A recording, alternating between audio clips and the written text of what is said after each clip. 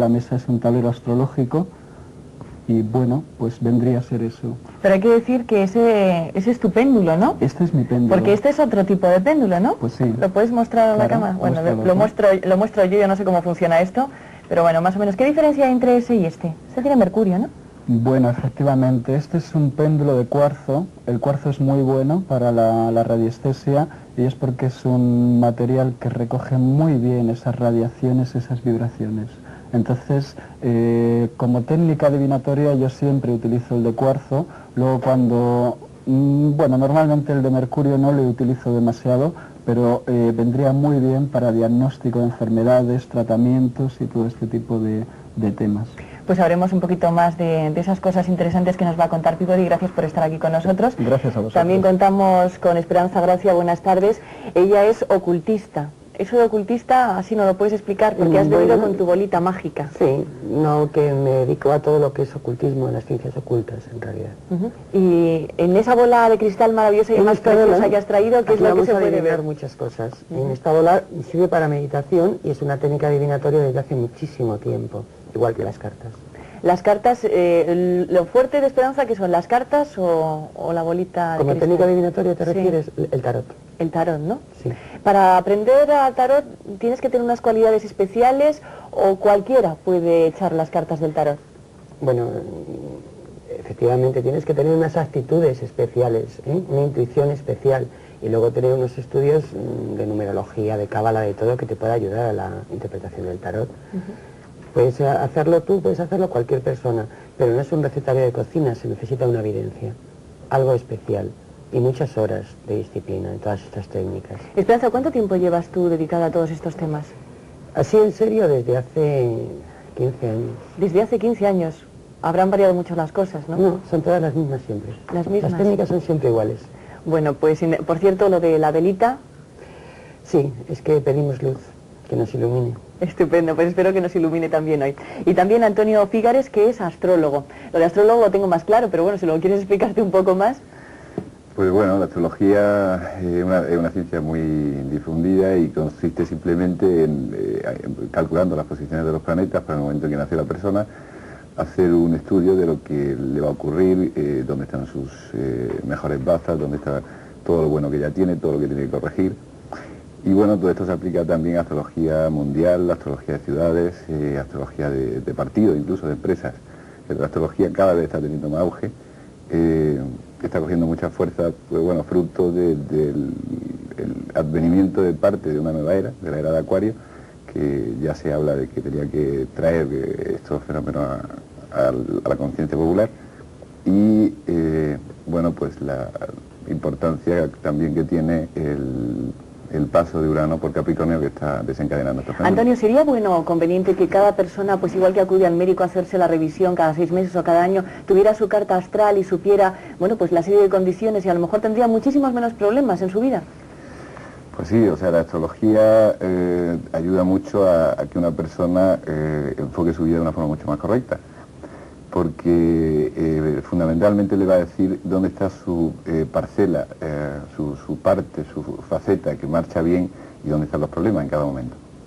Entonces podemos encontrar que una persona pues tiene problemas de pareja, pero si se dedica en este momento a los negocios o al trabajo, pues por ahí todo le va a ir bien y puede corregir pues los problemas que están surgiendo por otro lado. Nuestro motivo, el que estén aquí nuestros queridos amigos, porque ellos ya lo son, de alguna forma están aquí con nosotros para contarnos algo de Madrid, de sus ciudadanos de cara a 1989. Esperanza, ¿cómo le va a ir o cuál es el futuro que nosotros tenemos? Yo no sé la pregunta, si está bien formulada, Esperanza Gracia, a los madrileños en 1989. El futuro que le da a los madrileños deberíamos todos intentar un poco cambiarlo, porque bueno, hemos podido ver que se han perdido unos valores verdaderamente auténticos de la ciudad. Entonces está la ciudad como solitaria, como pasiva. Es una ciudad con bastante carisma y nosotros deberíamos de hacer un poco recobrar, de todas las maneras, como para un poquito antes del verano, hay un cambio muy importante en Madrid. Pero antes de ese cambio, desgraciadamente, hay un bajón tremendo. Eso, si pudiera ayudar en algo las predicciones, podríamos cambiarlo. El alcalde nuestro va a hacer bastantes cosas importantes, sobre todo a nivel de cultura. Entonces eso lo podríamos aprovechar bastante bien. De todas formas, Peabody te puede ampliar un poco. Sí, porque cuando estábamos en maquillaje, Peabody nos decía que precisamente el modernismo que tiene Madrid va a ser una de las causas que nos echa a perder. ¿A qué te referías, Peabody? Pues sí, voy a explicarlo lo más concretamente posible. Yo creo que en este año en Madrid se tendrían que hacer una serie de reflexiones de tipo profundo. Me refiero no exactamente con ganas de atacar a ningún tipo de movimiento, sino yo creo que las cosas se están desvirtuando bastante en el sentido de que se van hacia una serie de cosas que por el otro lado están contrarrestando y están desequilibrando lo que verdaderamente es la raíz esencial de Madrid. Entonces, para mí lo importante en este sentido sería el recuperar esa chispa, esa vamos a llamarle esa magia madrileña que ha habido siempre. Yo llevo, bueno, soy brasileño, llevo aquí muchísimos años, conozco muy bien Madrid, igual que conozco muy bien otras ciudades de España, y creo que está perdiendo realmente. Modernismo, pues bueno, sobre todo porque no nos ofrece una situación, una imagen o un realismo que yo crea que sea realmente interesante. Peabody, ¿tú has hecho un estudio de cómo nos va a ir a los madrileños a través del péndulo? Pues sí. ¿Y cómo se hace? Yo sé que es muy difícil porque tú tienes que poner mucha tranquilidad, aunque aquí tenemos bastante tranquilidad en el estudio, Pues pero sí. Necesitas bastante tiempo, pero digamos un poco en líneas generales, ¿cómo se realiza pues todas esas cosas que tú ves que va a ocurrir en Madrid o que tenemos que tener? Pues mira, te voy a explicar. En principio, intuitivamente yo me baso a nivel de pensamiento en una serie de indicios. O sea, yo voy llevando un hilo conductor, que es a nivel de pensamiento. A través de ahí voy recogiendo afirmaciones, negaciones, entonces a mí lo que me va a dar es una base como para yo poder realizar un estudio completo. Y además que en este sentido la radiestesia yo creo que es una técnica realmente importantísima porque te da una concreción muy exacta. Muy exacta. Y Muy así, exacta. en una línea muy resumida, ¿va a ser un buen año el 89 para Madrid? Va a ser un buen año, un año de dificultades, un año de reflexiones, un año en el cual hay que sacar adelante toda una serie de valores espirituales. Para mí la connotación más importante es esa. Luego, si hablábamos de lo espiritual, podemos hablar de lo cultural, que está totalmente unido. Entonces yo creo que Madrid tiene un año realmente importante, pero lo repito de nuevo, creo que deberíamos de hacer unas reflexiones lo más profundas posibles. Pues espero que después de este programa, porque todavía tenemos muchísimas cosas que comentar y me gustaría que fuera Antonio Figares que nos dijera desde el punto de vista de un astrólogo, ¿por qué planeta estamos en este momento regidos los madrileños? Bueno, Madrid es Géminis y... Madrid es Géminis, Madrid es Géminis. sí, en mogollón, como se dice, es Géminis. Sí, sí, sí. O sea, su signo es Géminis y bueno, realmente yo coincido con un poco los pronósticos que hace Peabody, pero por otro lado Júpiter va a pasar por el signo de Géminis, o sea, este año va a ser muy bueno para todos los Géminis. Y Madrid va a ganar mucho en popularidad y en fama y en posibilidad de hacer muchas cosas. O sea, va a haber un fuerte movimiento.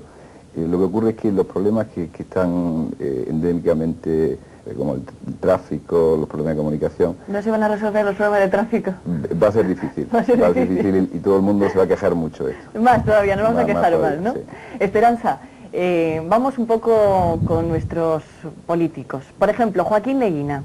Yo sé también que es muy difícil, que no vamos a hacer un estudio aquí general, pero ¿cuáles son los rasgos de Joaquín Leguina? ¿Cómo le va a ir en la política en el 89? Joaquín Leguina es que no es mío, Joaquín Leguina es de Peabody. Ah, ¿y tuyo es Juan Barranco? El mío es Juan Venga, Barranco. pues vamos con Juan Barranco y después vamos con Joaquín Leguina. Sí, Juan Barranco, los problemas que se le va a presentar a Juan Barranco es que se va a ver un poco involucrado en algo en lo que él no tiene absolutamente nada que ver y le va a venir encima las cosas. En el entorno suyo hay muchos celos, muchas envidias, enemigos ocultos, una mujer que le pueden hacer mucho daño. La labor que está haciendo Juan Barranco creo que es bastante importante y sobre todo Juan Barranco es un hombre muy leal. Entonces si no le dejan seguir las directrices que él se ha marcado, posiblemente se plantee el marcharse. O sea, así es de fuerte, ¿no? O sea, Antes de que termine incluso. Sí, sí, o sea, él tiene que ser honesto con lo que él cree, ¿no? Entonces se le van a arreglar las cosas y además el pueblo de Madrid le va a dar como un voto de confianza, pero va a ser duro, ¿sí? Sobre todo el primer semestre del año. Si todo esto le puede ayudar a quitarse esas cargas negativas que tiene, sería fabuloso, ¿no? Porque de alguna manera no condicionamos lo que va a ocurrir, sino que de alguna manera avisamos lo que puede ocurrir. De todas maneras, Juan Barranco es un buen alcalde para Madrid este año 89. Es un buen alcalde. Bueno, pues vamos con Joaquín Leguina. Muy bien. Sobre todo comentar que Joaquín Leguina tiene un fondo realmente profundísimo. Perdona, Peabody, ¿ha sido muy difícil sacar el futuro del 89 en Joaquín Leguina? Hombre, siempre es difícil porque además es que antes lo comentábamos, nos basamos en una serie de indicios que no vemos. Entonces trabajas un poco con lo invisible, con lo intuitivo, con ese tipo de cosa, de carga psíquica que esto a ti te da como reflejo. Pero, bueno, pues voy a comentar algo de Joaquín Leguina que para mí es interesantísimo. Joaquín Leguina tiene muchas cosas que decir. Es una persona que yo le considero muy válido porque tiene una gran inteligencia, tiene unas grandes posibilidades. Vuelvo a repetir que es una persona realmente profunda. Es una persona que tiene un pensamiento muy especial, muy lúcido, en algunos casos clarividente, pero se encuentra con muchas trabas. Se encuentra como que no le están dejando que dé de sí todo lo que él debería de dar. Y desde luego para mí lo más importante es que Joaquín Leguina debería de tener una dedicación hacia el pueblo, y en este sentido ahora mismo su competencia es Madrid, pero posiblemente en otras épocas pudiera ser toda España. Él se tiene que dedicar a la gente. En otra época sería toda España. Bueno, son cosas que no he comprobado, ¿eh? Son cosas que pueden estar ahí. De hecho, bueno, pues en una trayectoria de un político todos aspiran a más. Es una cosa bastante lógica. Sin embargo, yo creo que tiene un año un poco de trabas, un poco de muy buenas ideas, muy, vamos a decir que bastante iniciativa, pero se ve un poco cortado. Antonio, ¿qué horóscopo es Juan Barranco?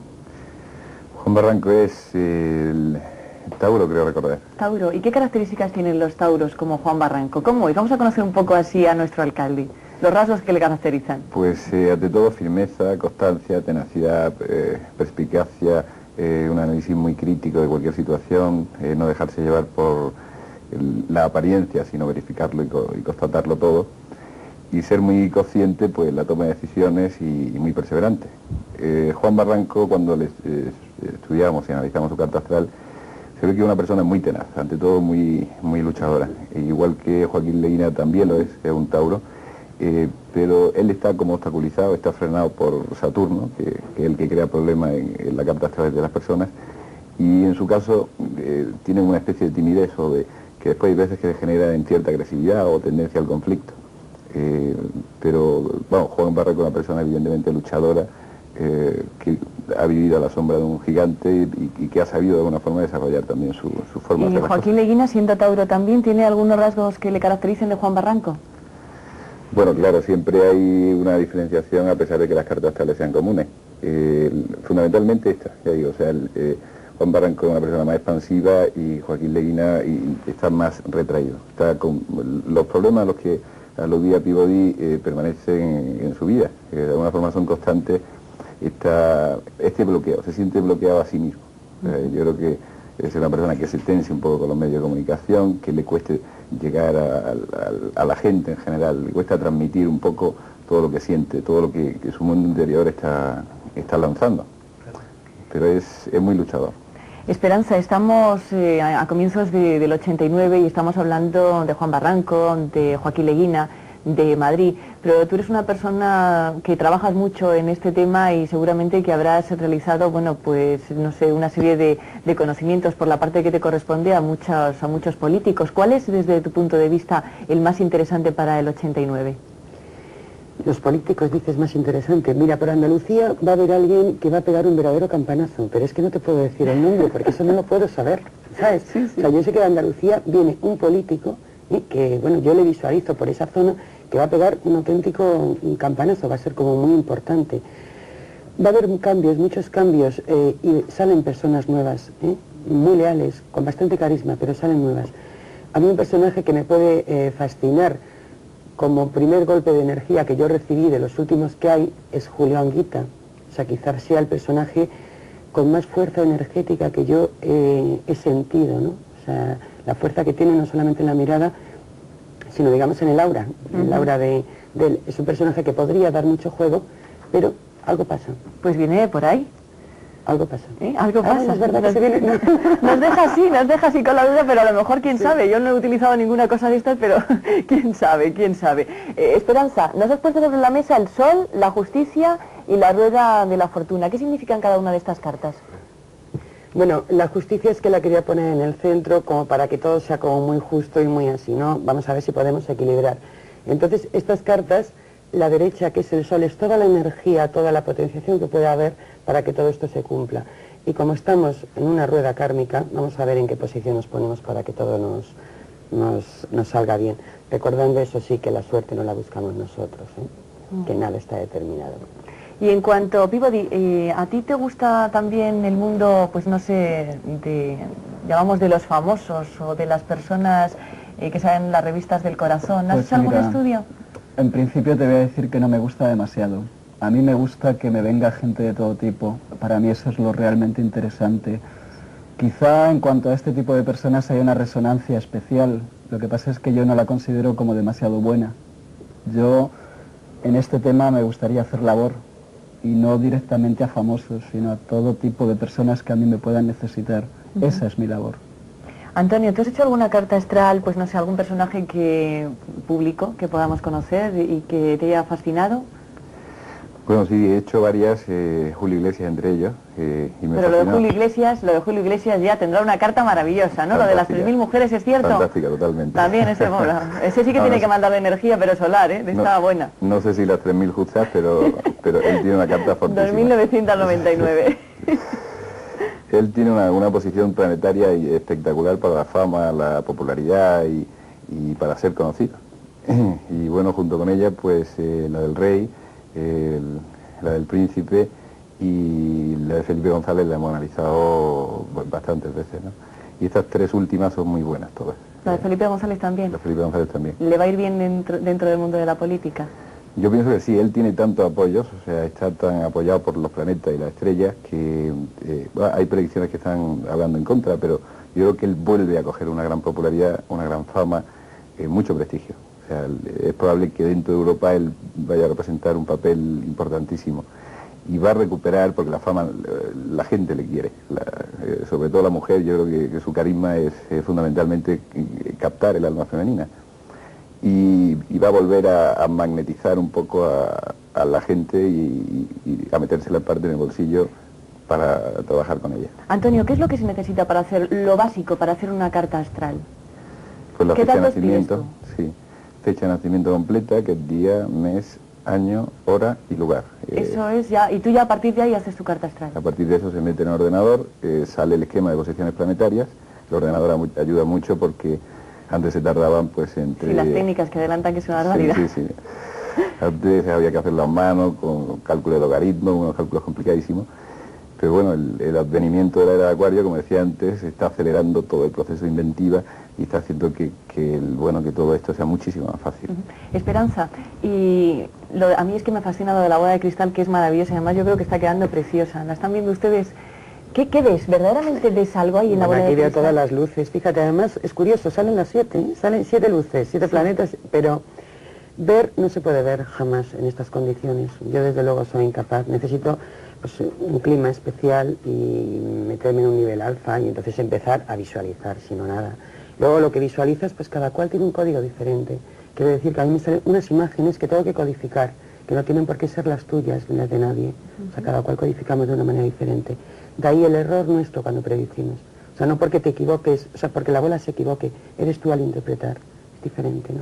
Esperanza, ¿y tú has visto en esa bolita de cristal si nuestra folclórica mayor Isabel Pantoja se casa o no se casa este año? Sí, bueno, pues mira, me encanta que me preguntes esto porque el estudio de Isabel Pantoja lo hice, me quedé un poco sin terminar de realizarlo bien, entonces pedí ayuda a Peabody, lo vimos los dos.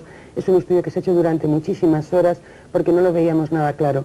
A mí me encantaría de alguna manera poder llegar a Isabel porque hay cosas en este año que la pueden ocurrir y que se pueden evitar. Hay una especie como de fatalismo que todavía no ha terminado en su vida, ¿no? Y hay como muchos revuelos, algo que ella podría evitarlo simplemente que se pusiera en contacto con nosotros. Puede decir Peabody que vimos si ella se dedica a su trabajo, antes del trabajo había como unas alteraciones muy fuertes, ya puede caer una depresión también muy grande. O sea, está todo muy movido, no tiene unas cartas buenas, Isabel. Peabody, ¿y tú cómo, eso lo veías a través de tu péndulo? ¿Cómo lo hiciste Bueno, tú? pues eso fue una colaboración que hice con Esperanza. Ella se apoyaba en su baraja de tarot. Yo me apoyaba más que nada en la numerología, íbamos sacando una serie de síntesis y desde luego lo que está comentando Esperanza es totalmente cierto. Esta persona, ahora mismo Isabel, debería yo sobre todo lo que veo es el subconsciente muy revuelto, está bastante poco ordenada y poco clarificada. Esto la puede llevar a cometer errores por impulsos. Entonces creo que bueno, que aquí en este caso Esperanza está dando quizá una alternativa a Isabel. Si ella lo puede recoger de alguna manera, que se ponga en contacto con ella. Pues yo espero que Isabel Pantoja esté viendo este programa y que se pueda poner en contacto con Esperanza Gracia, pero de otro hombre en su vida nada, Esperanza, que era... Hay dos, me parece que aparecen dos hombres en su vida, pero no tienen ninguna relación fija. Ella está muy bloqueada para cualquier inicio de actividad. Hay uno bastante interesante que de alguna manera sí que podría servirla de plataforma o de perspectiva de futuro, pero ella no lo acepta. O sea, hay mucho bloqueo, o sea, no puede. Bueno, y de el resto de nuestras famosas, en general, vamos bien, ¿no? Sí, movidito le tienen este año todas las famosas, sí, lo tienen muy Va a haber movido, muchas separaciones, sí. muchas bodas. No, bodas ya no veo. Bodas no veo ninguna. Bodas no hay. Ya no hay bodas. Ya no hay bodas. Yo no sé si Antonio ha hecho la carta astral a Isabel Pantoja. ¿Cómo es Isabel Pantoja? Bueno, sé su signo, no conozco su carta astral completa, pero ella es Leo, que es evidentemente una personalidad también que le pega mucho, ¿no? Ese orgullo, esa capacidad de llamar la atención, de ser el centro de cualquier reunión o ese carisma especial que tiene. Bueno, yo lo que veo es que dentro de 2 años será su gran oportunidad. Dentro de 2 años, su gran oportunidad. Claro, aunque este año va a tener muchos cambios, el paso de Júpiter por Géminis va a provocar mucho revuelo en su vida, de alguna forma se ha convertido en un símbolo hasta tal punto que ya todo el mundo le demanda que haga algo popular otra vez, ¿no? Y eso ocurrirá dentro de 2 años. Yo creo que dentro de 2 años es su gran vuelta en todos los aspectos. No sé si exactamente se casará o no, probablemente sí, o tendrá una relación con mucho renombre y algo que sonará mucho, o un momento muy popular en su carrera. Pues Esperanza, ¿nos adelantamos al 89 y damos el nombre de un personaje para el 89? Vamos a ver qué personaje quieres. A ver, ¿qué personaje puede ser? No sé, hemos tenido el 88 lleno de Boyer, de Mario Conde, de Isabel Preisler. ¿Van a seguir siendo los mismos o va a haber un personaje...? Sí, Isabel Preisler sigue desde luego el primer trimestre o el primer semestre, sigue con mucha fuerza, y el Boyer, sin embargo, toma la alternativa. A partir de se va adelantando, ¿no? Se van cambiando. Y personajes nuevos, yo no veo ningún personaje nuevo porque es que es imposible, cuando tú no conoces, visualizar un personaje nuevo no puedes. Lo que pasa es que sí es un año de rupturas sentimentales, de cada uno hacer lo que quiere, matrimonios muy estables, de pronto se van a ir todos. O sea, de renovación, que está muy bien, ¿no? Sí, pero está muy bien eso de renovarse o morir, ¿no? Claro. Es verdad, ¿para qué te vas a complicar la vida, Peabody? Luego, sobre todo, que el 89 tiene una culminación. Numerológicamente llega vamos a decir que a su punto cenit para volver a renovarse las cosas totalmente desde el principio. Entonces, con lo que comentaba Esperanza, yo creo que sí, que además es que sería realmente importante dar paso a gente nueva, que se renovara esa savia. Porque yo creo que, bueno, pues realmente, desde luego, sin ningún ánimo de ofender a nadie, creo que ya es todo un poco repetitivo. Sí. Yo creo que necesitamos nueva gente que impulse una serie de ideas distintas. A través de tu péndulo vamos a tener alguna sorpresa en Madrid importante que nos va a causar alegría, admiración, pena, algo. Bueno, puede ser que sí, ahí tampoco voy a concretar nada, pero desde luego lo que comentaba Antonio yo pienso que es totalmente cierto y que podemos tener un año bastante interesante. Bueno, pues yo creo que con este año interesante también ha sido la presencia de estas tres personas maravillosas que nos han aclarado. Yo te voy a decir después en qué año nací, a qué hora. Yo soy Tauro, por si te sirve algo. Mira, Joaquín Leguina y Juan Barranco, a lo mejor soy alcaldesa, ¿eh? Cualquiera puede que te toque, sí. Puede que me toque, ¿no? Ahora que todo el Hay mundo... una mujer en el futuro político de España, así que, Yolanda, ¿no querías cambiar? Bueno, señoras y señores, creo que vamos a ir terminando, porque yo aquí en Buenas tardes Madrid estoy muy a gusto y a mí lo de la política lo voy a dejar un poco al margen. Antonio, gracias por haber venido aquí, que sigas con tus cartas astrales. Esperanza Gracia, gracias por haber venido y espero que las cosas buenas y las no tan buenas pues que se cumplan y que se suavicen. Que se equilibren. Eso, que se equilibren. Y Peabody, que traigamos savia nueva, que los que están dejen pasar a los que no están y que aunque tengamos mucho modernismo, que sigamos un poco en esa línea también, ¿no? Vamos a verlo. Estupendo. Yo imagino que vosotros tenéis algún deseo especial para el 89, Antonio. Sí, por supuesto. Bueno, pues evidentemente que a todos nos vaya lo mejor posible y que los astros emanen las mejores influencias para ¿Cuál es todos. el mejor signo? ¿El de este año, Géminis? No, de este año no, el mejor signo. Depende para quién. Cada uno está en equilibrio la virtud y los Vale, defectos. creí que iba a decir Tauro. Puede ser Tauro. Puede ser Tauro. Esperanza, tu deseo del Yo 89. lo que quisiera es que se equilibraran las fuerzas, ¿eh? Que hay muchas cosas raras por arriba. Peabody. Y yo realmente lo que más me gustaría para este año 89 y para una continuidad es que nuestros corazones cada vez sean más blancos, más puros, más luminosos y que eso vaya hacia arriba. Bueno, por lo menos tenemos la vela aquí que nos ha estado dando Por luz y supuesto, fuerza por supuesto a este que sí. Buenas tardes Madrid, que espero les haya gustado a todos ustedes. Y gracias por haber estado un martes más con nosotros en este Buenas tardes Madrid. Y que tengan un feliz 1989 hasta el final. Que sean buenos. Adiós.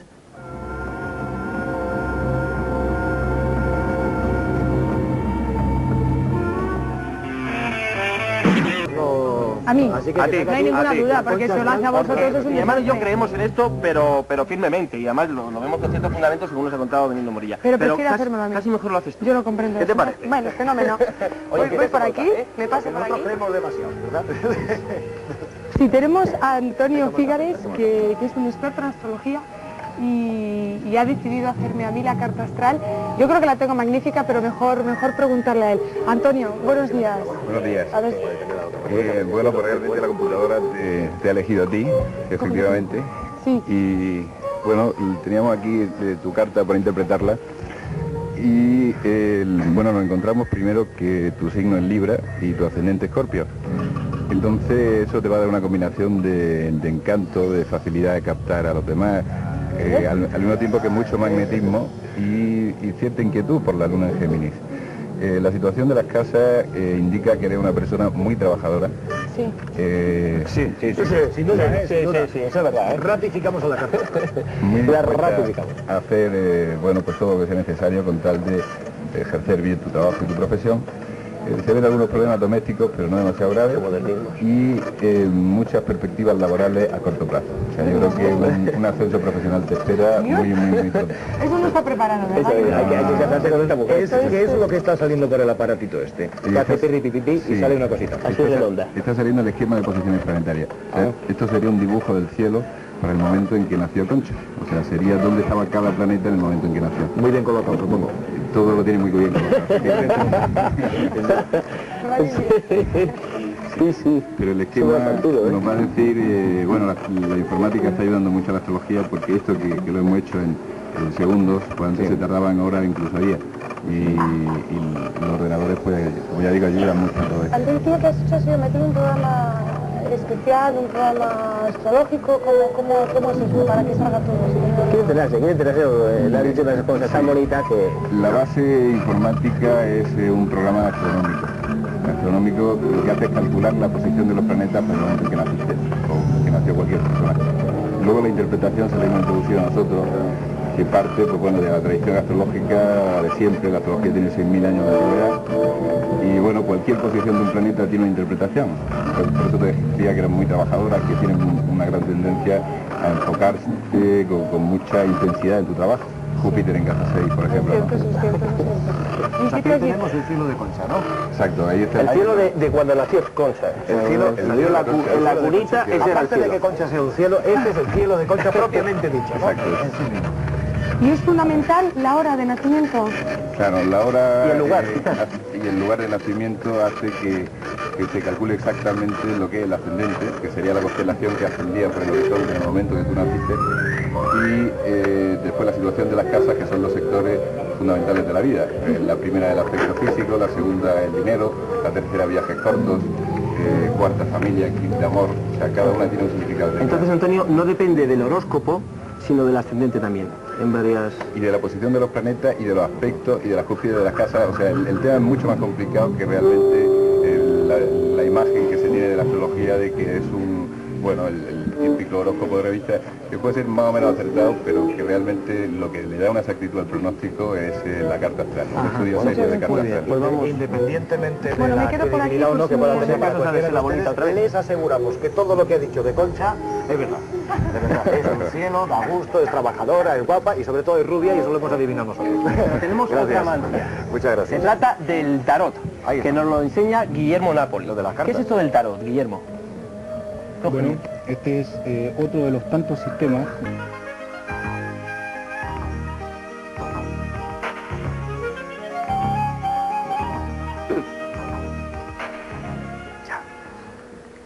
Buenas noches y bienvenidos a El Mundo por Montera. La historia que les voy a contar ahora seguramente es ya una historia conocida por algunas, a lo mejor o a lo peor, bastantes, de las personas que nos están viendo en estos momentos e incluso escuchando. Sucedió en el otoño de 1968. Estaba yo entonces viajando por la India en un coche pequeño, en compañía de una mujer italiana, de un amigo italiano y de un amigo argentino, y decidimos cortar la India en una sola noche, más o menos por su mitad, desde Bombay hasta Madrás.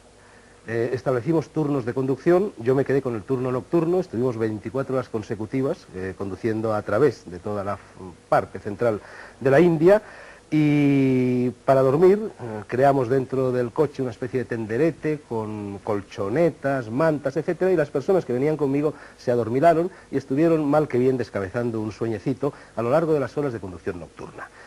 A eso de las 5 de la mañana amaneció bruscamente, apareció también no menos bruscamente ante mí el mar, el océano, y tuve que parar el coche pegando un frenazo brusco porque había un paso a nivel echado. En el momento en que yo paré el coche, las personas que venían dentro de él se despertaron, se incorporaron y vieron lo que sucedió. Yo estaba fumando un cigarrillo, cosa que hacía entonces en muy pocas ocasiones y que ahora no hago nunca, pero en fin, entonces la hacía. Estaba fumando un cigarrillo con la mano derecha, tenía la mano izquierda apoyada en el borde inferior de la ventanilla del coche. Se acercó entonces a mí un faquir, una especie de monje giróvago, vestido con una túnica blanca, pómulos salientes, greñas al viento, ojos febriles, rostro cetrino. Se me acercó, no me saludó, no me tocó, no me pidió dinero en ningún momento y me dijo únicamente: echa la ceniza de tu cigarrillo en tu mano. Y yo le obedecí y eché la mano del cigarrillo en la mano izquierda. El desconocido me dijo: cierra tu mano. La cerré. Me dijo luego, y fue su última frase: vuelve a abrirla. La abrí y ya no había ceniza. Había una flor amarilla. Esa flor amarilla existía. La olimos todos, la tocamos todos y luego la dejamos en el salpicadero del coche y poco a poco se fue pudriendo, se fue pulverizando. Vamos a ver si en el curso de esta tertulia seguimos un poco la pista a esta flor amarilla. Vamos a hablar, ya lo han visto ustedes en el rótulo, de ciencias ocultas. Es decir, de cartomancia, de quiromancia, de oniromancia, de astrología, de evidencia, de grafología, de tarot, de lectura de pozos del café o del té, etcétera, etcétera, etcétera.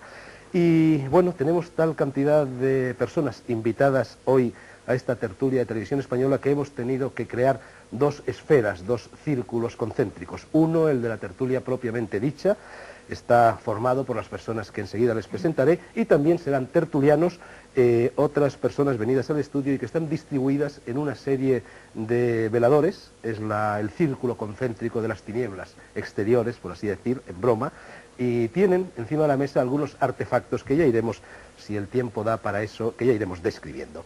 Bueno, en primer lugar, aquí sentado a mi derecha está una persona muy conocida de todos los televidentes, no sé si también de los videntes, me temo que sí, es Fernando Jiménez del Oso, madrileño, de 1941, médico psiquiatra, que en el año 1974 empezó a interesarse públicamente, quizá privadamente ya se había interesado antes, por todos estos asuntos del esoterismo y del ocultismo, y hizo numerosos programas de televisión sobre lo insólito, lo desconocido, la parapsicología, los ovnis, también un largo etcétera. Ha dirigido 3 enciclopedias sobre todos estos temas, ha escrito 3 libros, El fin del mundo, El síndrome ovni y Viracocha, crónica de un viaje anunciado, y en estos momentos dirige la revista Más Allá. Este es el primer número, acaba de salir al mercado con un éxito verdaderamente estrepitoso. Fernando Jiménez del Oso acaba de permanecer durante varios meses en Iberoamérica para recoger materiales sobre las culturas precolombinas destinados precisamente a una serie de programas de televisión española. Fernando, ¿en qué medida sigue vivo hoy en Iberoamérica el chamanismo? Vivo entre el pueblo, quiero decir, porque el chamanismo es la gran espina dorsal del ocultismo iberoamericano. Sigue vivo y supongo que con una pujanza que antes no tenía, porque goza de los medios de difusión y antes no los tenía a su alcance.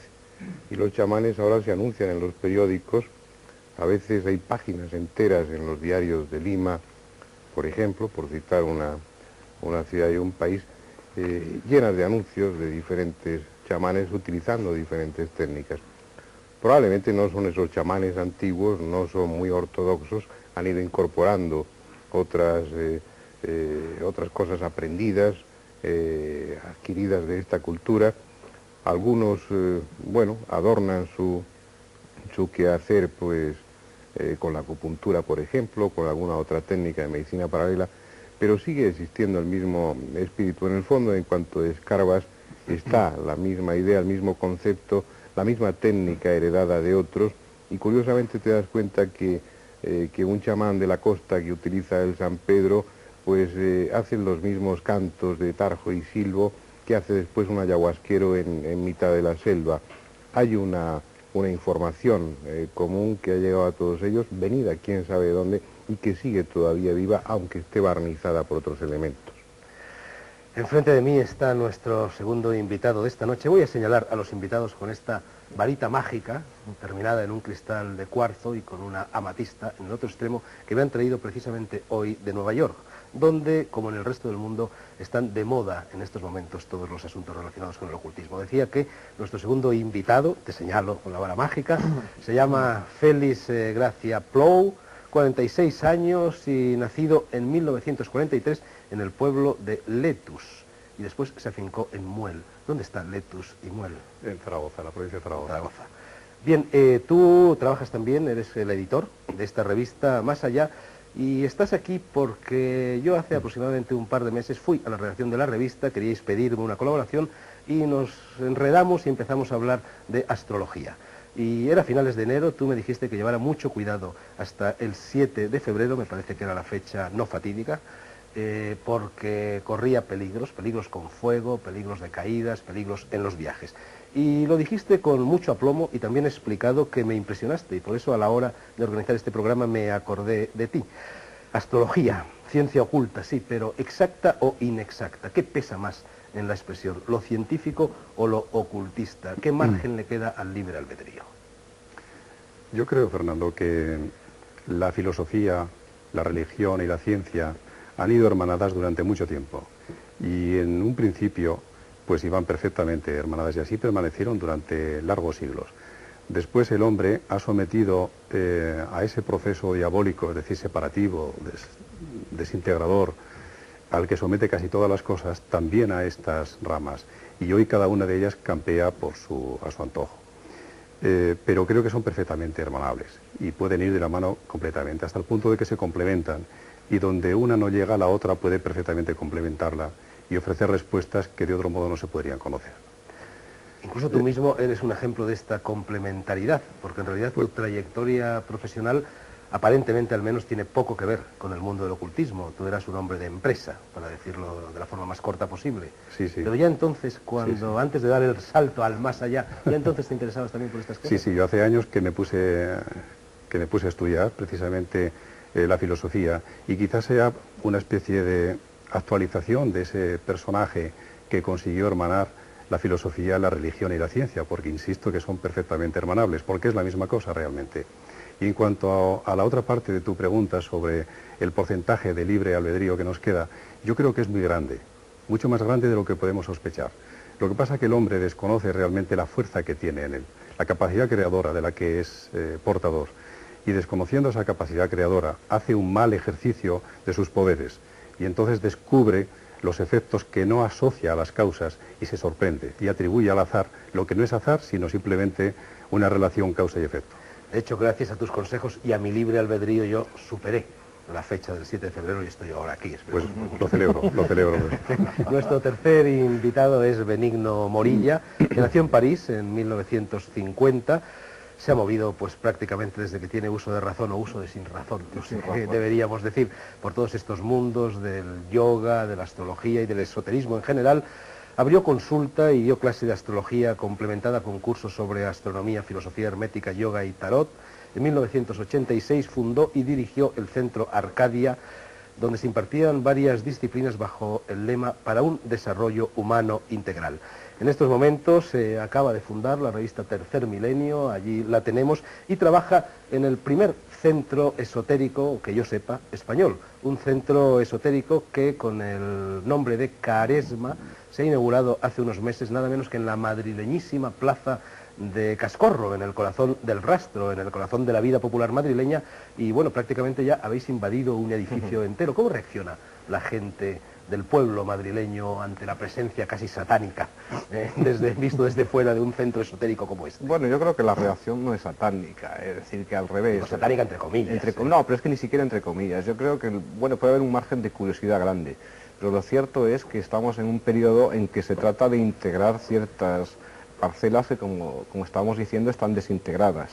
Entonces hay una búsqueda muy clara y se acude donde obviamente hay un lugar donde pueda haber profesionales que puedan encauzar esta búsqueda. La búsqueda es grande, estamos muy disgregados, no hay un conocimiento nuestro integral, y integral significa estar más acorde con la naturaleza y con el cosmos también. Es una idea muy vieja, pero que el esoterismo básicamente, si se comprende esta idea, se ha comprendido pues un 50% de él, y a partir de ahí se puede profundizar. La idea clave es de que somos un universo en pequeño, de que contenemos todos, de que la parte contiene el todo. El macrocosmos y el microcosmos. Claro, es el microcosmos y el macrocosmos que no es una relación causa-efecto, sino puramente sincrónica, que eso explicaría muchas cosas de astrología también. Te estás adelantando a los acontecimientos. Sí, pero enseguida llegaremos. La búsqueda de eso es la que lleva a la gente ahí. Tú dices que no hay nada de satanismo y efectivamente no hay nada de satanismo, no, pero no. En ese mismo edificio vive, creo, la actriz de Almodóvar, Rosy de Palma, sí. Y cada vez que pasa por delante se santigua, se persigna, hace unos aspavientos y pasa corriendo. Allá ella ha contado la dueña del centro, ¿eh? Allá ella. Bueno, tenemos también otro representante de este centro esotérico Caresma, es Antonio Fígares, también madrileño, que se puso a estudiar en Granada astrología a partir de los 17 años, fundó Psicoastral, un centro de estudios astrológicos cuando tenías 19 años, y has hecho más de 50.000 cartas astrales mediante sistemas informáticos, ahí tienes tu ordenador, creados en combinación con el Centro Astrológico de Chicago. Actualmente, como he dicho, trabajas en Caresma, intervienes en programas de radio nacionales, colaboras con revistas como Dunia, Marie Claire, Horóscopo Astral, Mágica, Su Futuro, etc. Y eres asesor de relevantes personalidades de la aristocracia española. Antonio, una pregunta malévola para empezar. Enseguida vamos a hablar del ordenador, pero todos esos horóscopos que leemos en las revistas o esas buenaventuras que nos echan en las verbenas, ¿hay algo de verdad, hay algo de seriedad en el fondo de ellas? Porque realmente coges 3 periódicos del día, lees tu horóscopo y cada uno dice una cosa diferente. Pues sí, efectivamente, bueno, es muy difícil a través de solo conocer el horóscopo de una persona, la posición del sol, el poder predecir algo en astrología. La predicción astrológica nace de conocer las posiciones de los planetas por el momento en que nace una persona. Y bueno, hay el fondo de verdad que puede dar, pues bueno, una aproximación por determinados tránsitos o posiciones de planetas. Bueno, si Júpiter está en Géminis, como va a ocurrir dentro de muy poco, pues claro que los Géminis van a notar esa influencia. Igual va a ocurrir con los Libra y con los Acuarios. pero no se puede predecir acontecimientos como accidentes o enamoramientos o rupturas solo a raíz del signo, porque la generalización es tan amplia. Lo que pasa es que el éxito puede venir dado por los grandes números. O sea, una revista que tiene una tirada importante, está claro que va a acertar un porcentaje importante en raíz de que, bueno, la tirada es muy fuerte y a alguien le tiene que ocurrir algo de esto.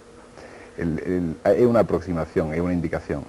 No obstante, depende de quién lo haga, pero realmente no hay ningún sistema que acierte en cosas concretas solo a raíz del signo, porque la astrología es mucho más que saber si una persona es Leo, Acuario o Capricornio, ¿no? Conviene añadir que Antonio Fígares, utilizando el ordenador cuando yo lo invité a este programa, trazó el gráfico astral del día de hoy para ver si el programa iba a salir mal o bien, y parece que el veredicto fue positivo, ¿no? Pues sí, efectivamente, tengo el esquema de posiciones planetarias delante y hay una combinación que, bueno, puede ser una sincronía de la que hablaba Benigno antes, del estilo de la de Jung, porque se parece mucho a la carta astral de España. Hay una conjunción Sol-Venus y otra Júpiter-Marte. De alguna forma esto va a dar un gran atractivo, un fuerte enganche. Lo estético de alguna forma está primando en el programa, o en una persona que hubiera nacido en este momento. También hay osadía. Júpiter está en casa 12 y va a ayudar a todo lo esotérico, que está rigiendo también esta casa, que junto con la 8 pues son las que protagonizan todo lo oculto, todo lo misterioso. Lo que ocurre, lo único problemático de esta carta es que... al salir del programa voy a tropezar y me voy a romper la pierna. No, que si un niño, bueno, hubiera nacido en este mismo momento, en este lugar, bueno, tendría unas posibilidades de divorcio bastante altas. Hay una conjunción de planetas que se está dando ahora en Capricornio, Saturno, Neptuno y Urano, que propicia mucho las rupturas, las separaciones, los divorcios. Pero por lo demás, bueno, magnetismo, la carta del día es Piscis con ascendente Cáncer, o sea que muy metido dentro de todo lo que tiene que ver evidencia, astrología, intuición. Antonio, a mí te confieso que me dan un poco de grima esos cachivaches y que aplicar un ordenador al mundo de la astrología en principio y desde fuera parece una profanación. ¿Cuál es su utilidad? Bueno, nosotros cuando entramos dentro de la astrología a través del ordenador lo hacemos con un gran respeto. O sea, una ciencia evidentemente racional, porque tiene muchos puntos constatables de una forma empírica. Hay muchísimos estudios que se basan en datos concretos, como de, bueno, Michel Galán o muchos estudios americanos que trazaban y hacían estudios estadísticos en función de posiciones planetarias para definir, por ejemplo, la profesión de una persona. Entonces el ordenador está ayudando mucho a esto. De alguna forma es computable o es racionalizable la influencia que las posiciones planetarias hacen en una persona. Luego hay un carácter intuitivo fuerte a la hora de interpretar una carta, en que el cerebro humano va a valorar más unos aspectos que en otros y que el ordenador puede llegar hasta cierto punto. Pero de alguna forma es una herramienta eficacísima a la hora de hacer estadística, a la hora de sobre todo de confeccionar cartas que antes se podían tardar. Más abarata los costos. Abarata los costos, evidentemente, sí.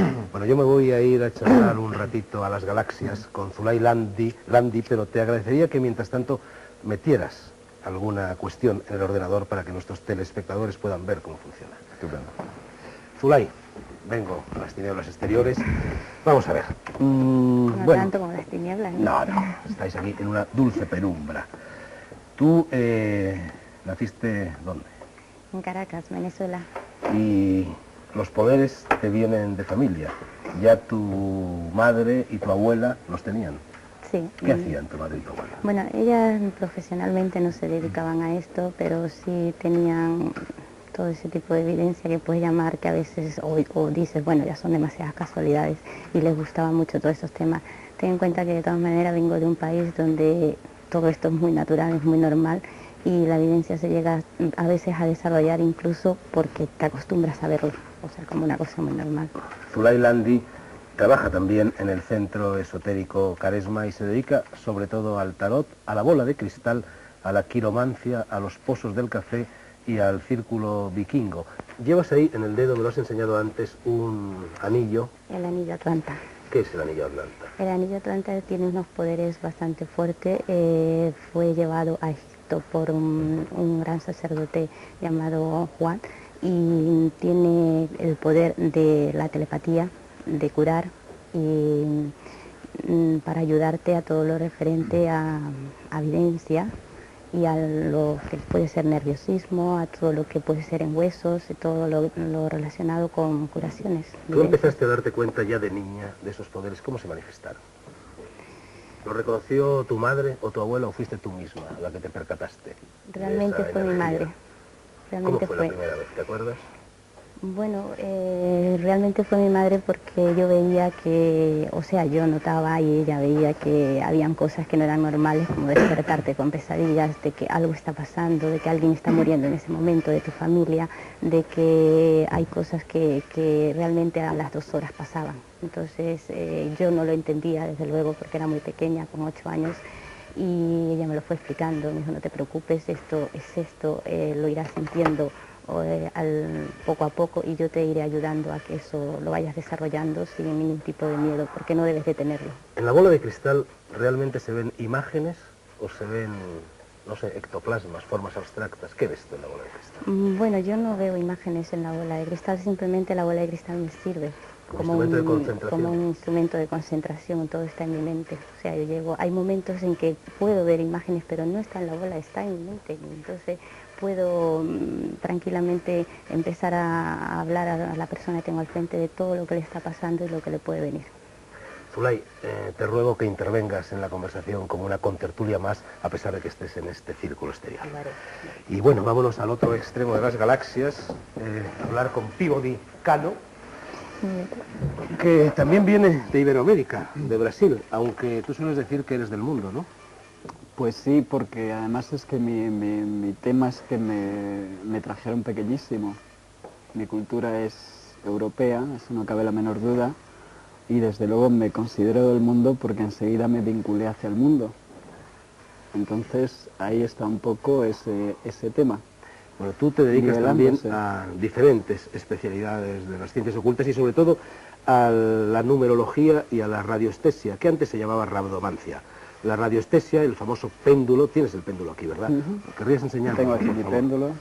Bueno, con este péndulo, por lo pronto, se pueden localizar pues vetas minerales, se pueden encontrar afluentes subterráneos de agua, etcétera, etcétera, y se puede averiguar prácticamente todo. Yo hubo una época en mi vida que utilicé el péndulo, a mí me lo regaló un curioso tipo que conocí en la isla de Ibiza y que colaboraba con Scotland Yard para descubrir robos, para descubrir cadáveres, para descubrir este tipo de cosas. Pero mi péndulo era muy diferente al tuyo. El mío, que lo tengo todavía, y a veces lo manejo en Soria, eran 2 cilindros metálicos superpuestos, uno de tamaño superior al otro, era más grande el inferior. El tuyo es de cuarzo y te lo has fabricado tú mismo. Bueno, todos los péndulos me los fabrico yo porque, claro, le pones una carga psíquica, le pones una carga mental, en la cual facilita muchísimo las cosas. Entonces, péndulos, como tú sabes, Fernando, hay variadísimos, de todas las maneras, de todos los materiales, y además es que, bueno, como péndulo puede servir cualquier cosa. Bueno, efectivamente, pero generalmente cuando una persona coge el péndulo, por ejemplo así, bueno, el péndulo al poco tiempo se pone a describir círculos. Según que los describa hacia la derecha o hacia la izquierda, es una respuesta positiva o negativa. Bueno, en principio además es que tenemos 4 movimientos que son claros, y luego las variaciones empieza a hacer movimientos no tan claros, pero vamos a decir que precisos está la negación, la afirmación. Muchas veces el quizá, en ese quizá tiene que intervenir ya la intuición, porque se espera una respuesta, entonces como que es realmente, es decir, quizá no tiene, vamos a decir, no tiene fuerza. La gente que tienes enfrente de ti espera una respuesta. Lo único es que hay en algunos casos en los cuales no se tiene respuesta y parece ser que esa información no se te da. Eso te iba a preguntar. Yo en la época en que me dediqué a hacer pequeñas prácticas, seguramente un poco frívolas, con el péndulo, bueno, esto que está haciendo en estos momentos el péndulo en mi mano se mueve cada vez a más velocidad. Yo aseguro a todos los telespectadores que no le estoy imprimiendo ningún movimiento, pero hay personas con las cuales el péndulo misteriosamente no se mueve. Funciona. ¿Por qué? Es cierto. Porque hay personas que no tienen sensibilidad. Es cierto. Bueno, pues ahí tenemos un tema bastante curioso. Hay unas expectaciones astrológicas que te dan una gran facilidad a la hora de utilizar el péndulo. Entonces, vamos, no sé hasta qué punto está comprobado, sería una cosa interesante a comprobar, que parece ser que Mercurio, muy cerca del regente o en una casa astrológica, la cual te facilita esa inducción del pensamiento, porque sabes que es a base de lanzar, tú lanzas tu pensamiento y vas a recoger una afirmación, una negación. Entonces, concretamente en cuanto al pensamiento nos apoyamos en Mercurio. Si Mercurio está mal aspectado, va a bloquear. Entonces se tiene bastantes menos posibilidades. A veces el péndulo actúa casi con violencia. Yo recuerdo en cierta ocasión en que estaba buscando precisamente a la misma mujer que venía en ese coche de la anécdota de la flor amarilla en la India, que he contado, en una pequeña ciudad italiana, pero no tan pequeña, de 20.000 habitantes. Y conseguí localizarla en 5 minutos y el péndulo tiraba de mí, se ponía prácticamente horizontal casi. Claro, daba dirección. ¿Eso es frecuente? Sí. Es frecuente en cuanto a que, claro, la comunicación con tu péndulo cada vez va a más. Y llega a haber una comunicación que es profundísima y a partir de ahí el péndulo no solamente localiza cosas tangibles, cosas físicas, como tú decías, el agua, minerales, etcétera, sino que a través del péndulo se pueden llegar a hacer mentales, efectivamente sentimientos, auras, cosas etéricas. Entonces como que tiene una gran precisión y tiene unas posibilidades desde luego enormes. Te digo lo mismo que le he dicho antes a tu compañera en el Centro Esotérico Caresma. Te ruego que te incorpores libremente a la tertulia, claro como todos los demás. Aparte es súper interesante. Vuelvo ahora al centro para presentar, o para representar, porque es la tercera o la cuarta vez que viene a El Mundo por Montera, a uno de nuestros contertulios, no fijos, pero sí periódicos, el escritor Luis Racionero. Luis, yo si tuviera que separar el pensamiento mágico del pensamiento lógico, que no hay por qué separarlos, porque en realidad son complementarios, diría que el uno, y es el punto de vista occidental, el pensamiento lógico, se apoya en el principio de causalidad. Sí. Y en el principio de causalidad, que en un determinado fenómeno produce determinados efectos y por lo tanto hay ya la noción del espacio y la noción del tiempo. Es decir, la visión del mundo como algo que está troceado, que no forma parte de un organismo, de ese microcosmos y macrocosmos, el todo es el uno es el todo al que se refería Benigno. En cambio, el pensamiento mágico, que sería el característico de la visión del mundo oriental, se basa en el principio de analogía, de sincronicidad, de resonancia, de simultaneidad. Para decirlo de una manera gráfica, si echamos una china a un estanque, una piedrecita, por ondas concéntricas, ese impacto afecta a la totalidad del estanque. Y, por supuesto, esto se basa en la convicción de que todos formamos parte de un mismo organismo. Una vez más, el todo es el uno y el uno es el todo. ¿Estás de acuerdo en que el quid, la diferenciación entre una actitud y otra, es el principio de causalidad y el principio de analogía y de resonancia? Sí, por supuesto. Esto es exacto, porque mira, la gran diferencia es una cuestión que hay que hablarla en términos de paradigmas, ¿no? O sea, paradigma es el conjunto de reglas de juego para hacer ciencia. Nosotros creemos que se llega a la verdad a través de la ciencia, la inventada por Galileo, Newton, Descartes, desde el Renacimiento. Bueno, es una manera de llegar a la verdad. Pero eso representa unas reglas de juego. Las reglas son que las cosas han de ser pesables y medibles. Y luego analizables a través de unos sistemas lógicos y de esas leyes de causa y efecto. Pero esto son unas reglas de juego, esto es como jugar al ajedrez. Pero es que se puede jugar al parchís y se puede jugar a muchos otros juegos. Y la magia o las ciencias ocultas juegan en otro paradigma. Naturalmente, si nosotros por definición decimos que solo existe lo pesable y medible y tangible, dejamos fuera todo lo demás. Por tanto, quien diga, es que yo no creeré en la astrología o en la alquimia o en el tarot hasta que se me lo demuestre científicamente, está diciendo una contradicción en términos, porque por definición es imposible demostrar con el paradigma científico lo que el paradigma científico ha dejado fuera in the first place, o sea, para empezar. Por lo tanto, es absolutamente ilegítimo, ilógico y ridículo pedir que estas cosas se demuestren científicamente. Pues científicamente quiere decir con unas reglas de juego. Es como si uno quiere que le expliquen el parchís con las reglas de juego del ajedrez, ¿no? Luis, un paréntesis de curiosidad. Tú que además de escritor eres urbanista y eres hombre de ciencia y eres ingeniero, ¿has ido alguna vez a que te echen las cartas o a que te adivinen el futuro en una bola de cristal o a cosas de este tipo? Sí, por ejemplo, esta noche mismo, justo antes de venir, he ido a que me echaran las cartas y, oh, sorpresa, me han predicho que iban a quitar este programa. Probablemente la persona que te lo ha predicho había leído la prensa, porque esa noticia, que es falsa, el programa parece ser que tiene la vida garantizada hasta el mes de junio por lo menos, ha aparecido en algunos periódicos. Bueno, yo creo que hay ya muchos temas puestos sobre el tapete. Me gustaría añadir uno y os paso la conversación a todos. Hay una serie de datos casi estremecedores, en el buen sentido de la palabra, que hablan del auge del ocultismo en estos momentos en el mundo en todas sus formas. Por ejemplo, en Estados Unidos hay 3 veces más astrólogos que físicos y químicos. Y en España el colectivo profesional del ocultismo asciende nada menos que a 40.000 personas. ¿Por qué? El milenio que se acerca, la crisis de valores, la pérdida de la fe en las religiones tradicionales. Fernando, por ejemplo. No podría dar una respuesta porque no la hay probablemente.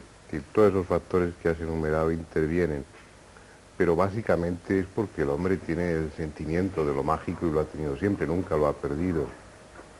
Hay una cierta permisividad en este momento.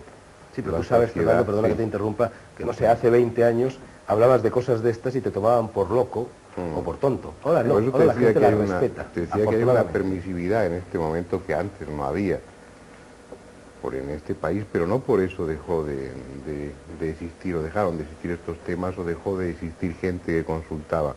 Se hacía de una manera un poco oculta, un poco silente, pero bueno, los medios de difusión en este momento han contribuido a que eso se generalice. Yo tengo alguna responsabilidad a ese nivel. Cuando empecé en el 74 no era tan fácil. Además era un programa en directo. Y recuerdo que en la segunda intervención, el segundo programa que hice, hablé de espiritismo, de psicofonías en concreto, y llamó un obispo al director de televisión, que entonces era Rosón, y él después me lo comentó al cabo del tiempo, diciendo que ese señor calvo y con barbas que no volviera a hablar de esos temas. Pero, bueno... ¿Ya estabas calvo entonces? Ya estaba calvo. Lo estudié desde pequeño casi. Pero eso la Iglesia, fue algo por ejemplo, no sé, el padre Pilón es uno de los principales parapsicólogos españoles, es jesuita, y los jesuitas pues parece que acogen con gran liberalidad y González Quevedo y siempre. Casi siempre. Y Novillo Paulo. Tiene mayor tradición del ocultismo. Lo que pasa es que habría que preguntarles con qué intención. Eso sí. Bueno, preguntémoslo.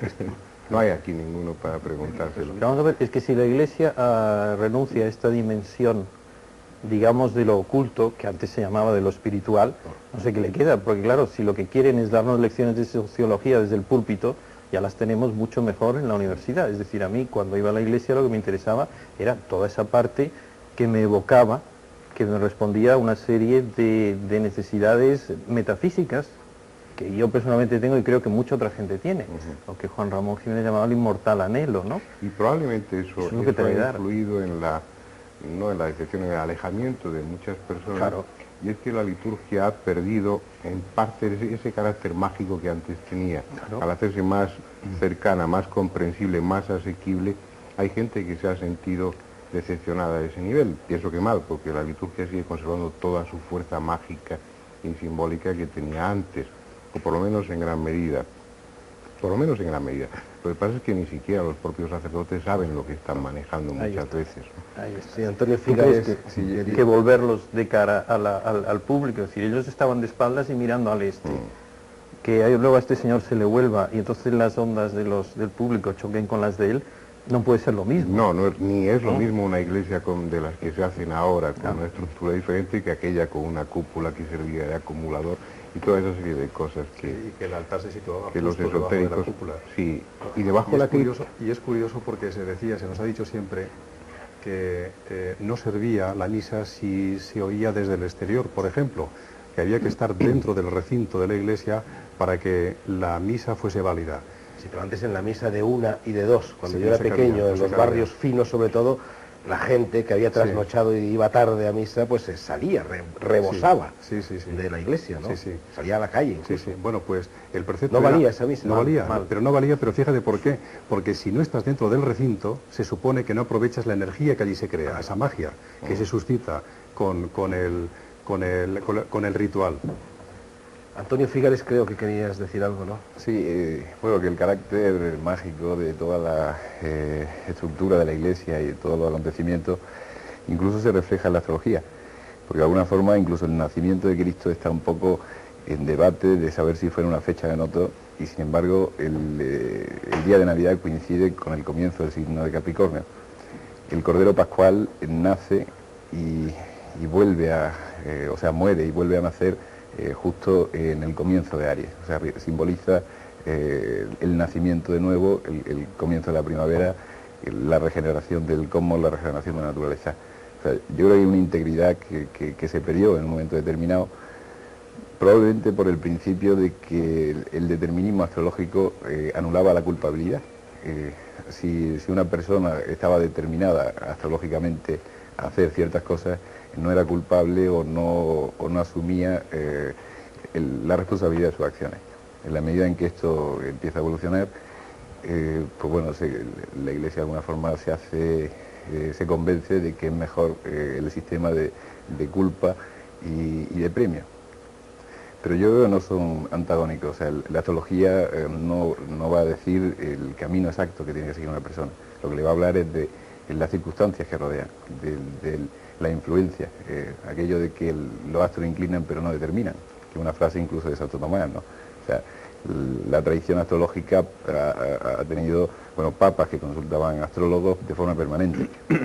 Yo creo que bueno, que no está reñida, que a partir del racionalismo empieza una época en que se divide efectivamente lo que es tangible de lo que es medible, y las influencias del cosmos, las influencias de los planetas, pues se consideran totalmente ajenas al libre albedrío que debe tener el hombre. Yo creo que hay... No, si vas a decir algo, Benigno. Sí, es una cosa que, claro, históricamente es muy difícil comprobarlo, pero yo creo que nunca ha faltado la parte oculta del ser humano, nunca ha faltado una búsqueda trascendente, nunca ha faltado el ocultismo. Lo que pasa es que habría que hablarnos bien de heterodoxia y ortodoxia.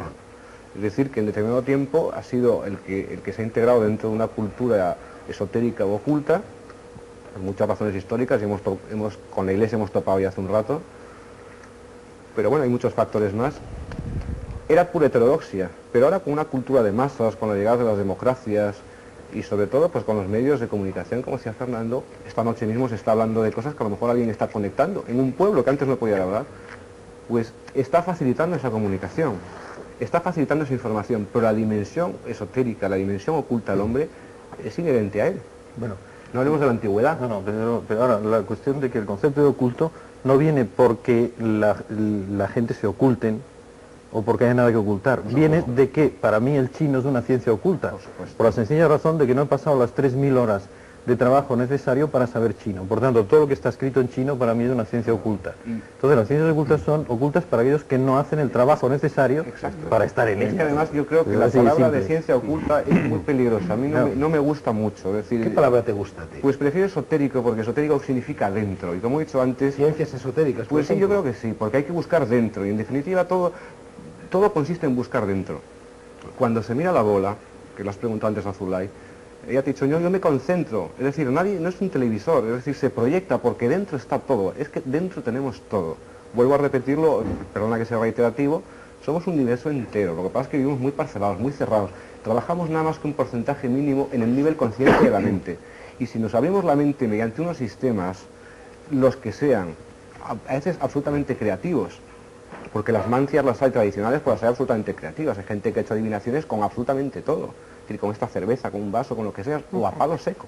¿Por qué? Porque lo que se trata es de sacar dentro, y esa dimensión del hombre siempre ha existido.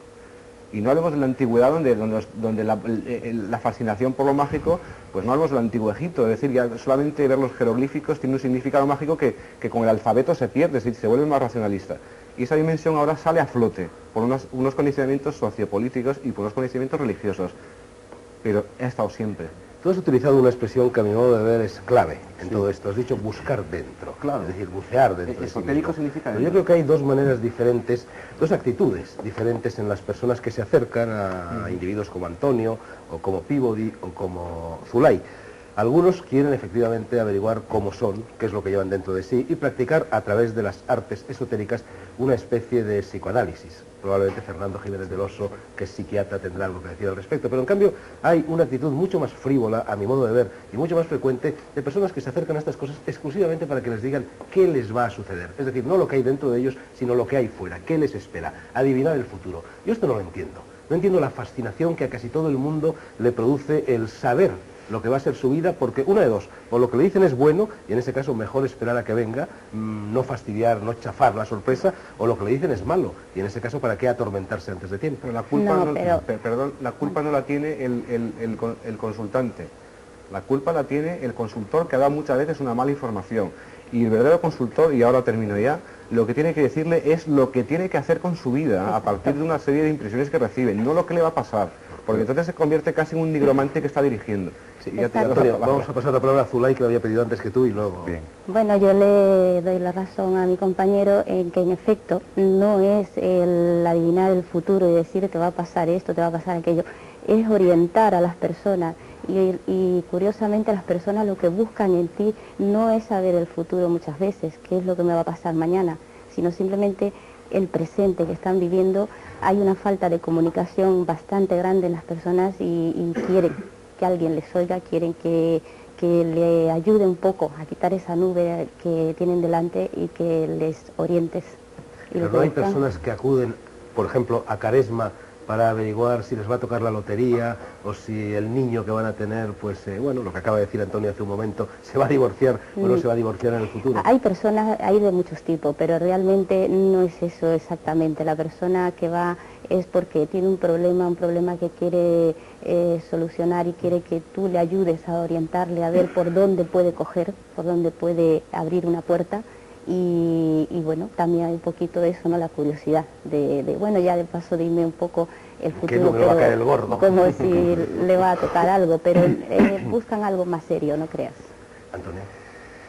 Yo creo que efectivamente, o sea, la mayoría de la gente busca los factores exógenos, los condicionamientos de su vida.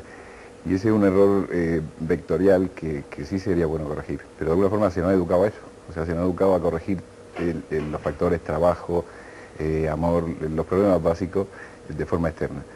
Y sin embargo, acude mucha gente a la consulta que cuando se le dice, bueno, quiere hacerte la carta astral, te va a ayudar a conocerte a ti mismo, y la respuesta inmediata es, yo ya me conozco a mí mismo. O sea, conocerse a sí mismo solo se puede, claro, solo se puede conocer Dios en última instancia, ¿no? O sea, aquello de conocerte a ti mismo y conocer a Dios. Y ese es el principio más erróneo, pero es un factor educacional. De alguna forma se nos ha educado a ir poniendo parches de forma externa, a ir solucionando los problemas que aparecen, bueno, como un tenista va recogiendo las pelotas que le caen, pero no mirar hacia adentro, que yo creo que es el tema fundamental, y investigar lo que hay. Y de hecho la astrología se basa en todo ese principio. Toda la investigación de Jung, el discípulo de Freud, pues nos habla un poco de todo eso, de la proyección de los arquetipos. De alguna forma son como fuerzas internas que se proyectan sobre las circunstancias y provocan las casualidades aparentes, las circunstancias que son propicias o negativas, y están creando ese universo. O sea, la mente está creando todas las circunstancias que nos rodean. Pivo Dicano quería intervenir desde Plutón, o quizá desde Platón.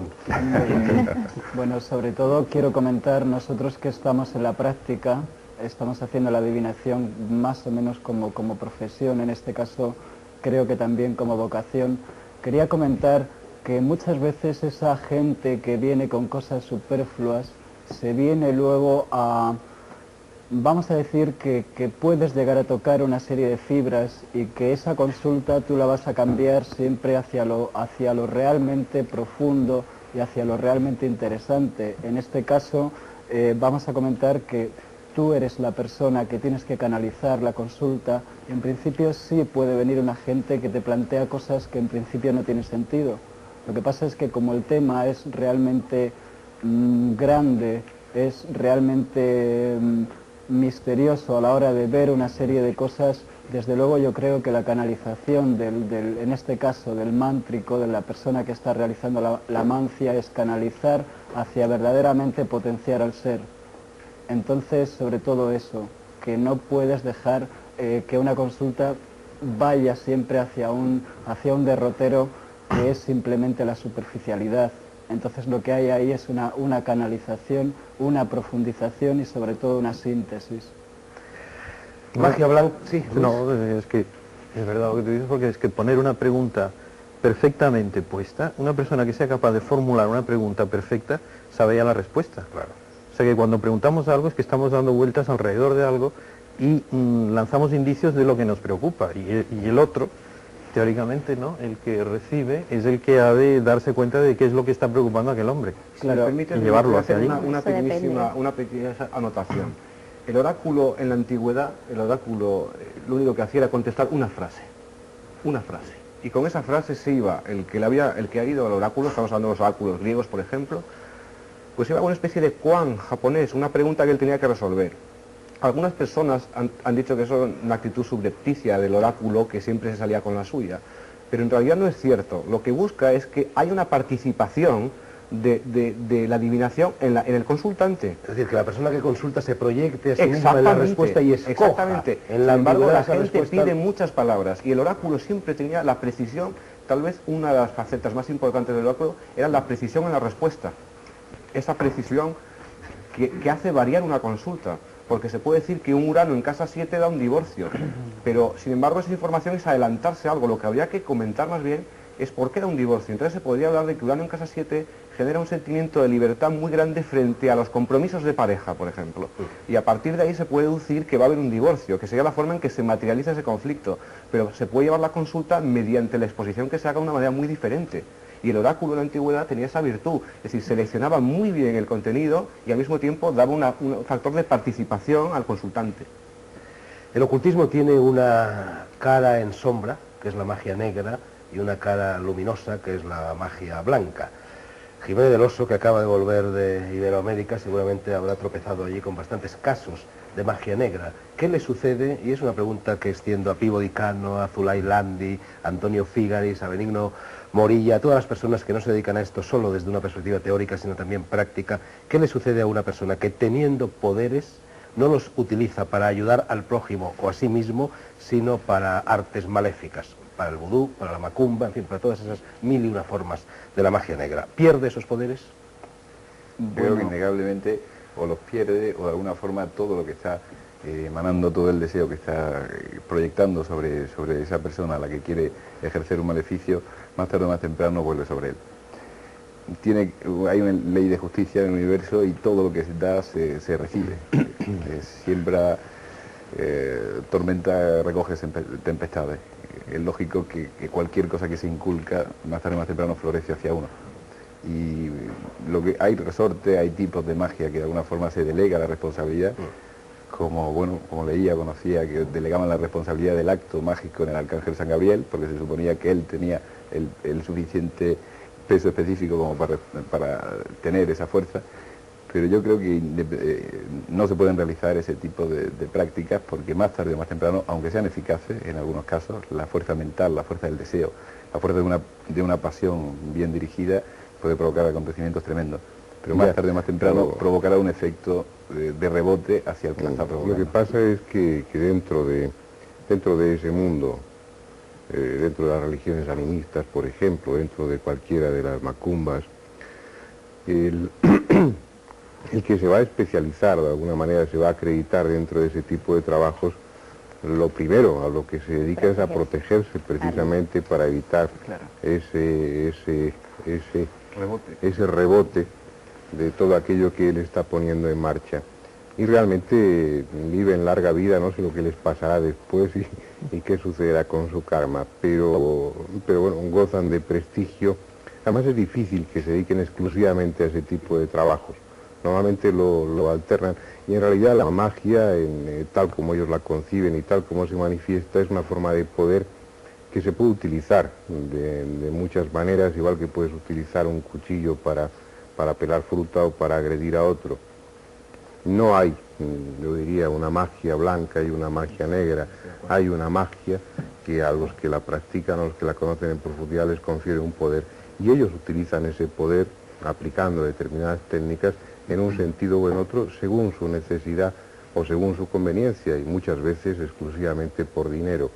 Si eso que pensamos de ese rebote, de que esa energía que tú lanzas, ese paquete de energía negativa, te acaba volviendo, pues muchos de ellos, o la mayoría, habrían terminado mal. Es como lo que estamos sosteniendo habitualmente, de que los pensamientos negativos proyectados vectorialmente hacia una persona, pues la acaban destrozando, le acaban planteando serios problemas. ¿Cómo estarían los ministros de Hacienda si eso realmente fuera así? No, pero es que el problema es que los nigromantes suelen ser los políticos. Sí, porque utilizan todo, son antibudistas, es decir, el budismo dice no desees y libérate por tantos deseos. Entonces al revés, es decir, ya no digamos la publicidad, nigromancia absoluta, desea esto continuamente, todo el día con la zanahoria corriendo detrás, eso es nigromancia. Las envidias, las presiones, la competitividad, eso es nigromancia, porque eso te está llevando a un terreno donde estás enajenado, donde no eres tú. En definitiva, hay muchos magos negros, y no solamente profesionales como los de... Félix quería intervenir, ¿verdad?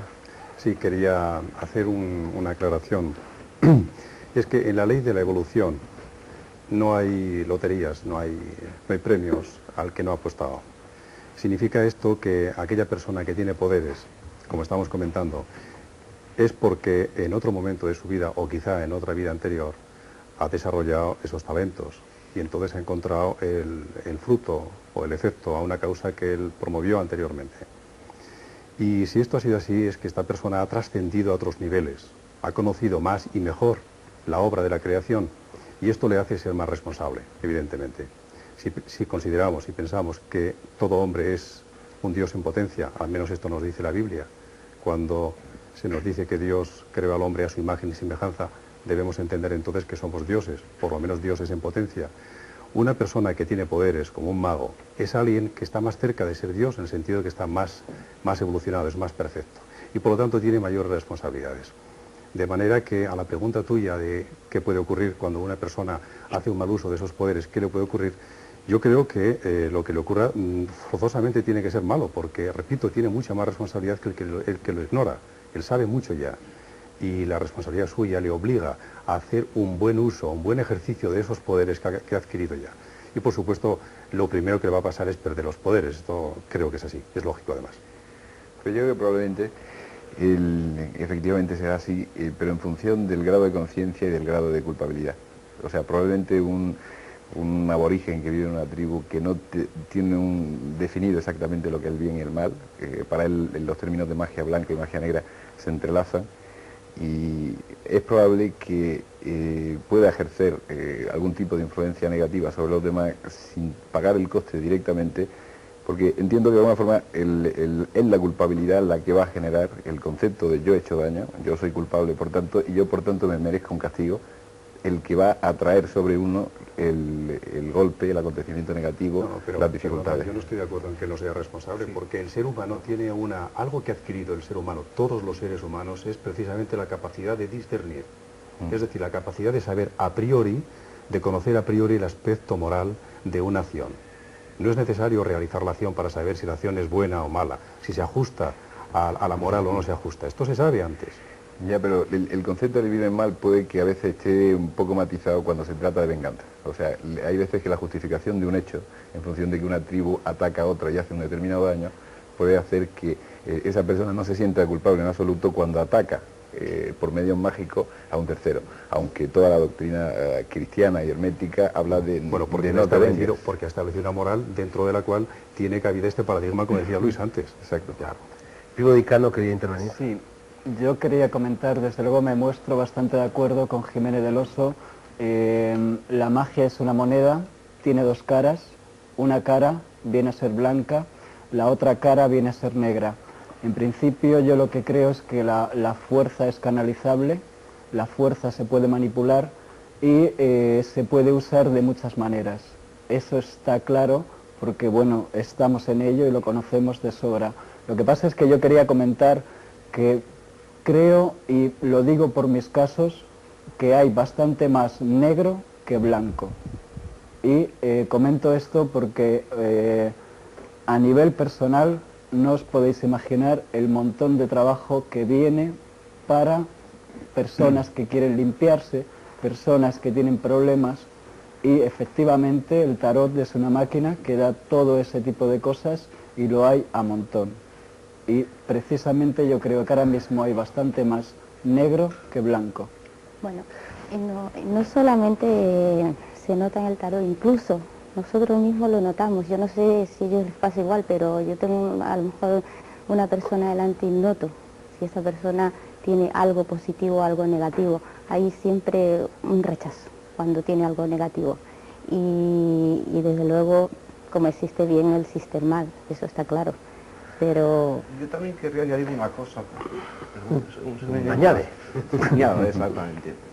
Es que muchas veces viene gente hablando de consulta, porque yo tengo ese caso también, que tiende a externalizar los problemas, a poner en el exterior, lo que estamos hablando. Entonces a lo mejor tiene algo muy negativo, algo que como psiquiatra se puede explicar mejor que de otra manera, y sin embargo lo atribuye a una fuerza externa.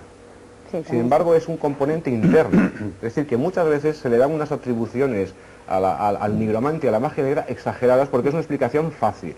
Alguien me ha echado mal de ojo, alguien me ha hecho mal, por supuesto nunca soy yo porque yo estoy siempre libre de polvo y paja, entonces vengo a que me limpien o a que me echen una manita. Sí, esto lo hacemos siempre, objetivar el problema para atribuir la responsabilidad y la culpa al otro. Exacto. Pero casos de nigromancia en serio, profundas y que hayan dañado, yo quiero decir a la gente que esté tranquila, que no hay tantos, porque no hay afortunadamente gente con tanto poder, por lo menos tan directamente. Yo supongo que lo que veis mucho en esas consultas son personas con una depresión, personas angustiadas, que eso es frecuente en la propia consulta médica, cuando ya tienes un poco de confianza, ese paciente que ha ido al médico, que no ha ido buscando un remedio mágico, sino un remedio científico, más o menos, entre comillas, a la segunda, tercera entrevista es fácil que a pesar de una formación universitaria y demás, y que no debiera creer en estas cosas tan perniciosas y tan grotescas en las que creemos los demás,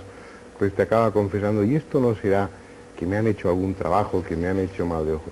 Esa es una defensa. En la depresión, la tristeza, la angustia es algo endógeno. Y el hombre, por esa deformación que comentabais antes, Luis, está sujeto a ese adiestramiento causalista. Tiene que buscar una causa a aquello que le sucede.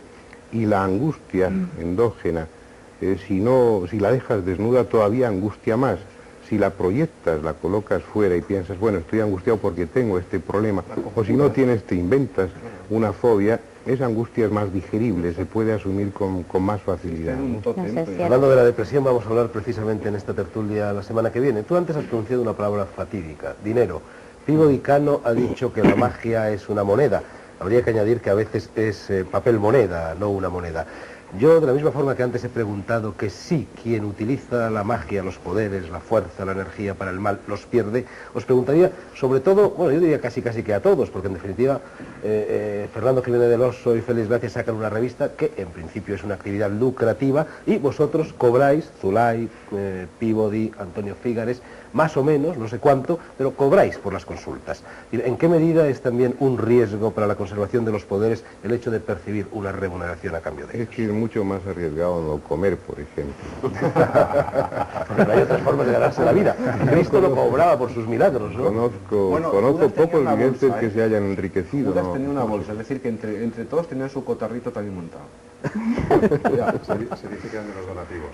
Claro, yo creo muchas formas de llamarlo. Es que hay que tener en cuenta que somos personas que también vestimos, comemos y que luego vienen fechas en que hay que pagar cosas, pero que eso no quita para que en esa hora de consulta lo damos todo, que realmente no tiene valor, no tiene valor el entregarse a una persona y en esa hora darle ánimo, hacerle ver que la vida está ahí y que siga adelante y llenarle ese momento de amor y cuando esa persona se va y dice, mira, no tengo con qué pagarte porque esto no vale dinero, el momento que tú me has dado y cómo me he ido de bien y cómo he venido.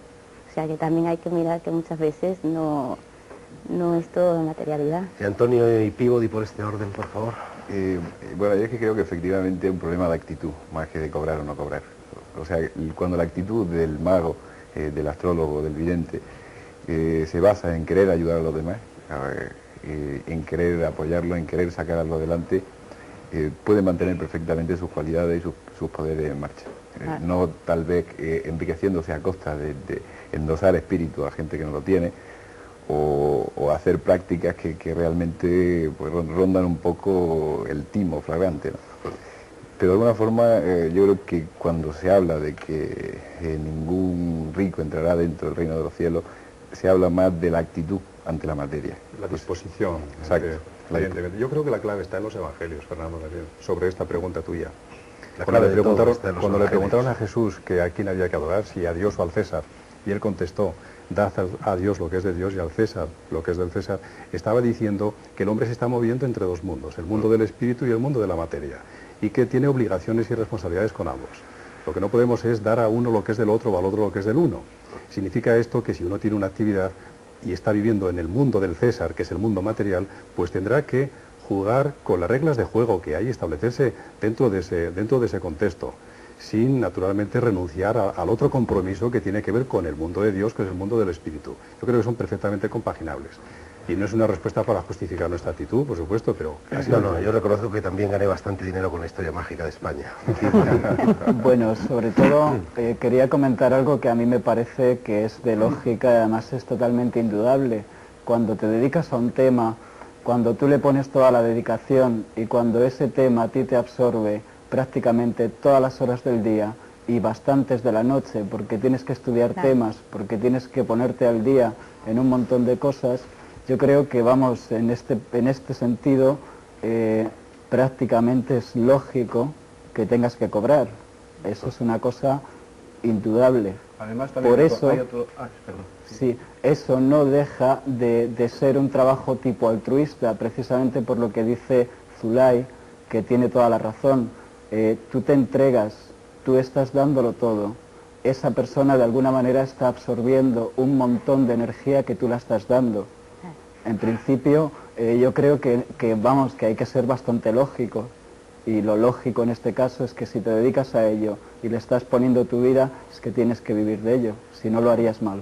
Benigno, ibas a decir algo, tenemos 3 minutos. Pues termino en pocas palabras, que si no, además, si no se hubiera, lo que no hay que hacer es enriquecerse, sino cobrar con un trabajo por tiempo empleado, sencillamente, por eso.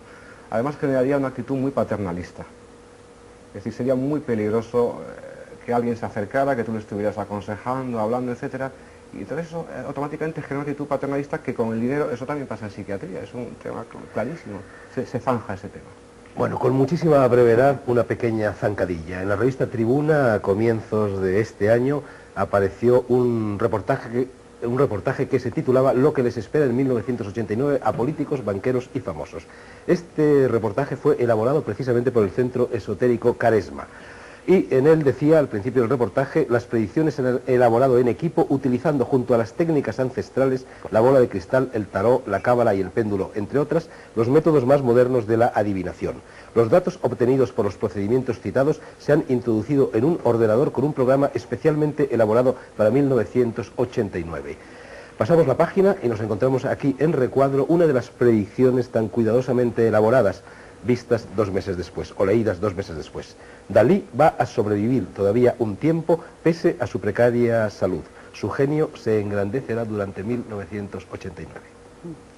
Bueno, esa predicción no fue astrológica, pero bueno, te remito un poco al caso de Marilyn Monroe, por ejemplo. Ella tenía unas perspectivas, cuando murió, una influencia astrológica tremendamente fuerte, tremendamente positiva, y lo que hizo fue engrandecer su figura. De alguna forma, la influencia, la muerte, es un aspecto que en astrología es difícil, muy difícil de contemplar y que normalmente no nos arriesgamos a predecir sobre estos aspectos. Bien, era solo una zancadilla amistosa, se nos ha acabado el tiempo. Yo también, de forma amistosa y por supuesto en broma, querría cerrar este programa como cerramos el programa de Nueva York hace 2 o 3 semanas con una cita nada menos que de Cervantes. Decía Cervantes en esa novela ejemplar, en el doble sentido de la palabra ejemplar, que se llama La gitanilla, remedando la norma fonética del castellano andaluz, decía: todas estas señas son señales de que la mano muchas veces se cerró.